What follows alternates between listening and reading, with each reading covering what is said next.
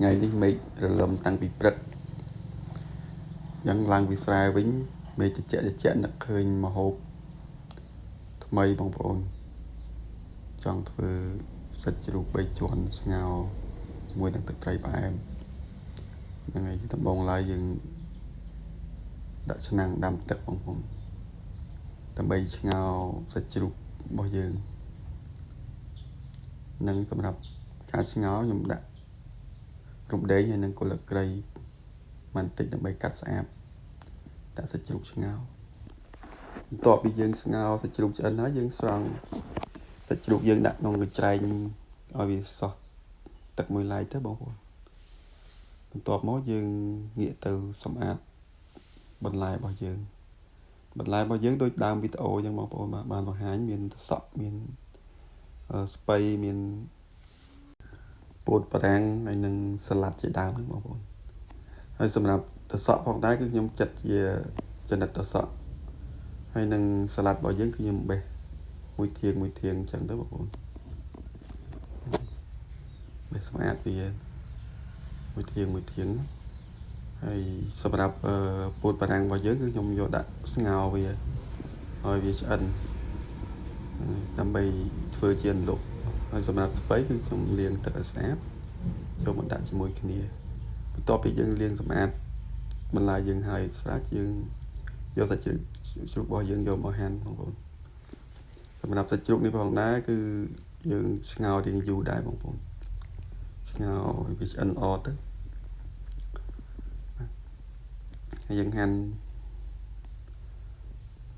របៀបចឹងទៅបងប្អូនហាន់ហើយយើងទុកមួយឡែកទៅ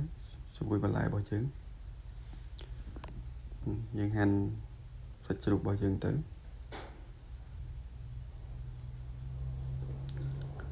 នឹងវាច្រើនដែរបងប្អូនចូល7 8ខាំដែរសាច់ជ្រូក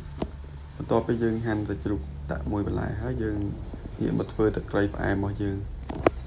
សម្រាប់ទឹកត្រីផ្អែមផងដែរខ្ញុំដំបូងខ្ញុំបុកសណ្តែកដីឲ្យហើយបន្ទាប់ពីបុកសណ្តែកដីហើយគឺខ្ញុំលាយគ្រឿងបងប្អូនសម្រាប់គ្រឿងដូចសពមួយដងដែរទឹកត្រីផ្អែមគឺយើងដាក់ទឹកត្រីហើយនឹងបន្ទាប់មកស្ករសខ្ញុំដាក់2ស្លាបព្រាបាយបងប្អូនដើម្បីឲ្យវាផ្អែម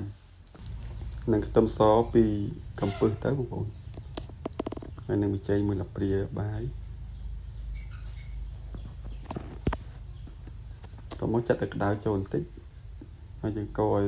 គ្រឿងរបស់យើងហ្នឹងវារលាយចូលគ្នាទៅយើងបង់ស្លឹកខ្ទឹមរបស់យើងហើយនឹងម្ទេសហើយយើងកូរវាបន្តិចហើយស្ករឲ្យប៊ីចេងរបស់យើងរលាយចូលជាតិគ្នាព្រោះយើងច្បាច់គោឆ្មាចូល2 3ចំណិតទៅ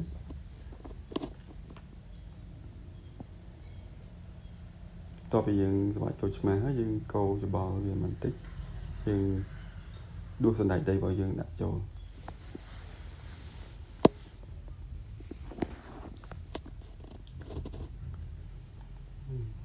សណ្តែកដីយើងដាក់ចូលទៅឲ្យទឹកត្រីរបស់យើងខាប់ល្អហើយយើងកូរច្បល់បន្តិចទៅរួចជាការស្រេចនេះបងប្អូនម្ហូបរបស់យើងសម្រាប់ថារួចរាល់ហើយបងប្អូននេះបងប្អូនមួយឈុតនេះមិនដែរបងប្អូនអាចពិសាបានទេហ្នឹងហើយបងប្អូនអរគុណច្រើនសម្រាប់ការទស្សនាវីដេអូរហូតមកសូមអរគុណ